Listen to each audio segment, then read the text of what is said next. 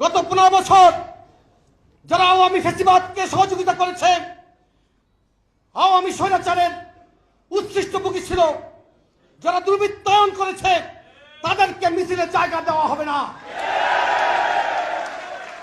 আর 500 কিংবা 5000 কোনো ব্যাপার নয়।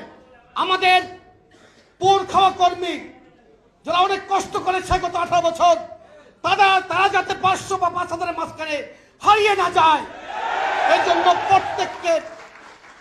প্রত্যেককে দায়িত্বশীল ভূমিকায় থাকতে হবে। বন্ধুরা আমার, আমরা দুর্বৃত্তদের কিন্তু জায়গা দিব না। চিহ্নিত আওয়ামী লীগের যারা সমাজের জন্য শত্রু, দুর্বৃত্তপনা করেছে, তাদেরকে কোনোভাবেই দলে নেওয়া যাবে না।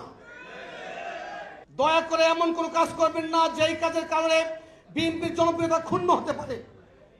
কারণ আমরা চাই শীঘ্র